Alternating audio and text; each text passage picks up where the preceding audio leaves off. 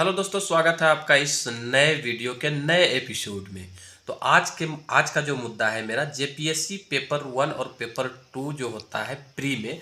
तो आज हम चर्चा करेंगे पेपर 2 के बारे में, जिसका वेटेज जो है सबसे ज़्यादा रहता है। दोस्तों, इस चैनल पे कुछ दिन से वीडियो नहीं डाल पा रहे थे, जिसका रीज़न ये था कि जेएसएससी का एग्ज़ाम जो है कैंसिल हो गया था। मेरा एग्ज़ाम था 28 जनवरी को, कैंसिल हो गया था। थोड़ा सा फ्रस्ट्रेट हो गए थे, जिसके वजह से हम घर चल गए थे और अभी हम आ गए अपने कर्मस्थल पे और आज से वीडियो डेली अपलोड हुआ करेगा।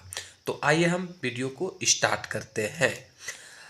तो जेपीएससी में जो है दो पेपर होता है। जेपीएससी के अंदर जो है दो पेपर होता है। एक पेपर वन 100 नंबर का, पेपर 2 ये भी 100 नंबर का।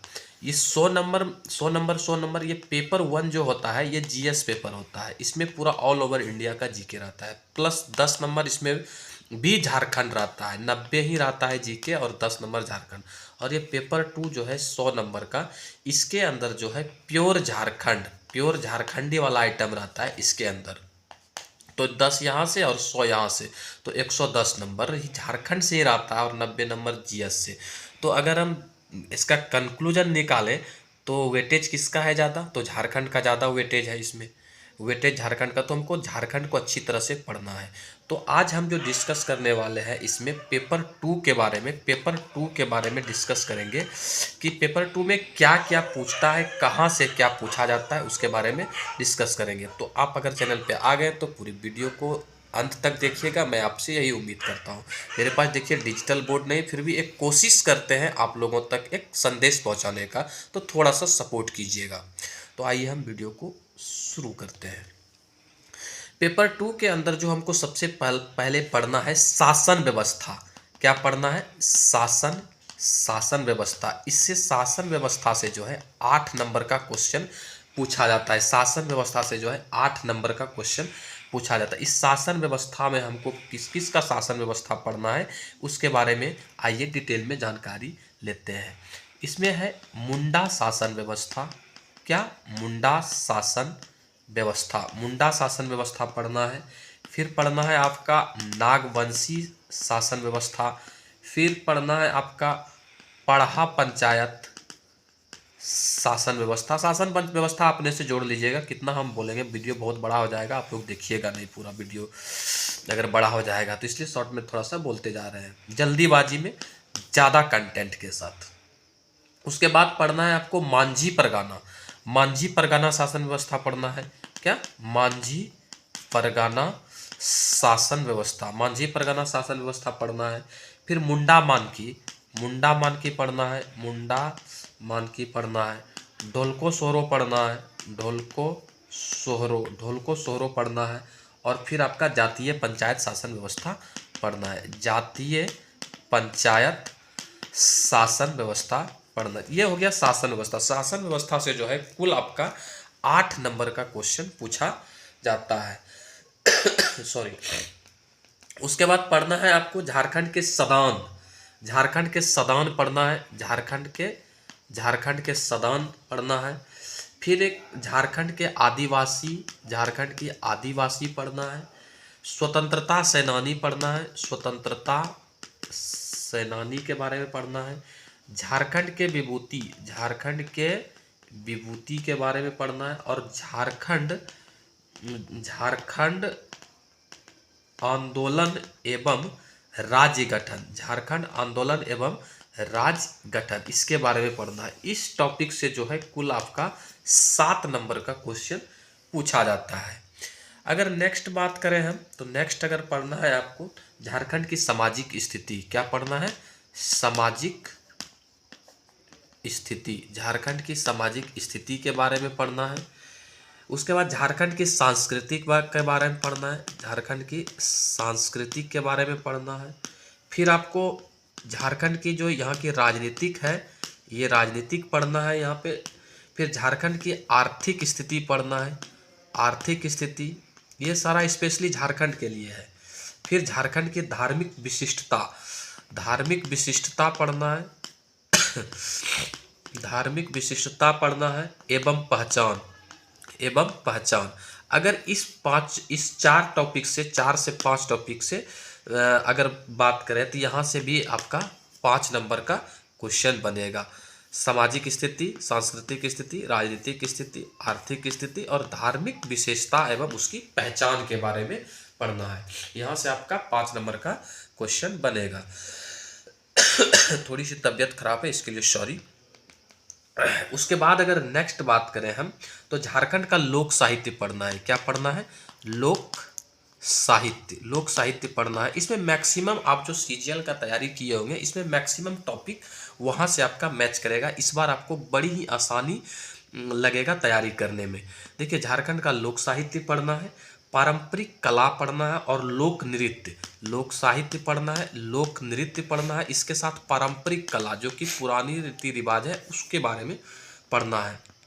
फिर आपका वाद्य यंत्र पढ़ना है, वाद्य यंत्र पढ़ना है। फिर दार्शनिक स्थल, झारखंड के जो दार्शनिक स्थल है, दार्शनिक स्थल के बारे में पढ़ना है। पुरातात्विक स्थल पढ़ना है और आधुनिक स्थल पढ़ना है, ये तीनों। फिर आदिवासी जाति, प्रजाति एवं उसकी विशेषता के बारे में पढ़ना है। तो यहाँ से भी आपका 5 नंबर का सवाल यहाँ से बनेगा। 5 नंबर का सवाल यहाँ से बन जाएगा। अगर नेक्स्ट बात करें हम, नेक्स्ट अगर बात करें तो झारखंड साहित्य एवं साहित्यकार। क्या? झारखंड साहित्य एवं साहित्यकार। झारखंड साहित्य एवं साहित्यकार से सिर्फ झारखंड के साहित्य एवं साहित्यकार टॉपिक से जो है 5 नंबर का सवाल बनता है। झारखंड के उसके बाद पढ़ना है झारखंड का शिक्षण संस्थान। यहाँ से जो है शिक्षण संस्थान से, झारखंड का जो महत्वपूर्ण शिक्षण संस्थान है, यहाँ से आपका 3 नंबर का क्वेश्चन बनेगा। उसके बाद अगर नेक्स्ट बात करें तो झारखंड में जो खेल कूद है, झारखंड का खेल कूद एवं जो खिलाड़ी का नाम है उससे रिलेटेड क्वेश्चन आपका 5 नंबर का सवाल यहाँ से बनेगा। उसके बाद मोस्ट इम्पॉर्टेंट टॉपिक जो कि पिछली बार 10 क्वेश्चन पूछा गया था, 10 से 12 क्वेश्चन यहाँ से पूछा जाता है, सीएनटी एक्ट। सीएनटी एक्ट से 5 क्वेश्चन है और एसपीटी से जो है 5 क्वेश्चन है। 10 क्वेश्चन यहाँ से पूछा जाता है सीएनटी और एसपीटी से। और इसके साथ ही जो है अन्य राज्य के परक अधिनियम, यानी कि राज्य के अंतर्गत और भी जो कुछ अधिनियम है उससे 1-2 क्वेश्चन पूछे जाते हैं। मोस्टली से 10 से 12 क्वेश्चन पूछे जाते हैं। तो सबसे ये इम्पोर्टेंट है, सीएनटी और एसपीटी पढ़ना बहुत ज़रूरी हो जाता है। उसके बाद अगर बात करें तो झारखंड के भूगोल पढ़ना है। झारखंड का भूगोल पढ़ना है। क्या? भूगोल। झारखंड के भूगोल में जो है इम्पोर्टेंट क्या है, तो जंगल से रिलेटेड बातें पढ़ना है, नदी से रिलेटेड बात पढ़ना है, पहाड़ के बारे में पढ़ना है, पर्वत के बारे में पढ़ना है, खान के बारे में पढ़ना है एवं खनिज के बारे में पढ़ना है। भूगोल में इतना सा टॉपिक कवर, जंगल, नदी, पहाड़, पर्वत, खान और खनिज के बारे में पढ़ना है। यहाँ से जो है झारखंड के बाद अगर आप बात करें तो झारखंड की औद्योगिक नीति, झारखंड की औद्योगिक नीति के बारे में पढ़ना है। झारखंड की औद्योगिक नीति के बारे में पढ़ना है। यहाँ से भी जो है 6 सवाल रहता है। झारखंड के प्रमुख उद्योग के नाम, स्थान, झारखंड का जो प्रमुख उद्योग है उसके बारे में पढ़ना है और ये उद्योग किस स्थान पे है इसका भी पूरी डिटेल के साथ जानकारी रखना जरूरी है। यहाँ से भी मेरा 5 नंबर का सवाल बनता है। झारखंड की जो प्रमुख योजना है, झारखंड की जो सरकार द्वारा चलाए गए योजना के बारे में बिल्कुल पढ़ लीजिएगा निश्चित रूप से। 2-3-4 साल बैक का भी पढ़ सकते हैं आप, और करंट में जो चल रहा है उसको तो पढ़ना ही है। तो यहाँ योजना से भी 5 नंबर का क्वेश्चन बनता है। झारखंड में जंगल प्रबंधन एवं संरक्षण, जंगल प्रबंधन एवं जो है संरक्षण, इस जंगल लगाने के लिए और जंगल की संरक्षण के लिए जो क्या क्या यहाँ पे उपाय किए जा रहे हैं उसके बारे में भी आपको पढ़ना है। इससे भी 7 नंबर का क्वेश्चन पूछा जाता है। उसके बाद एक मोस्ट इम्पॉर्टेंट टॉपिक आता है आपका आपदा प्रबंधन। झारखंड की जो आपदा प्रबंधन है, जैसे कि लाइटिंग से कितना जिला प्रभावित है, सूखा से कितना जिला प्रभावित है, इस तरह की जो बातें हैं आपदा प्रबंधन में, तो ये आपको झारखंड का आपदा प्रबंधन जो है पूरी तरह से डिटेल में पढ़ना है। 5 नंबर का क्वेश्चन यहाँ से भी आता है।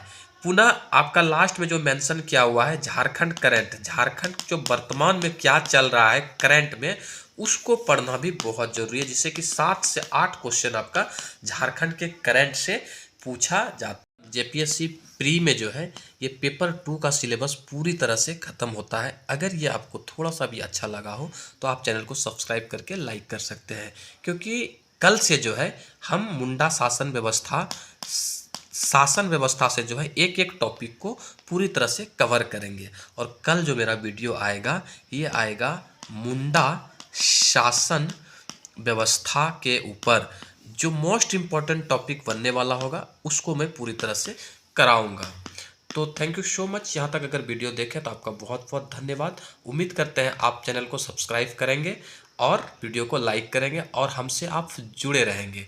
दोस्तों डिजिटल बोर्ड नहीं है, लेकिन फिर भी मैं डिजिटल बोर्ड के तरह एक कोशिश कर रहा हूँ आप लोगों तक पहुँचने का।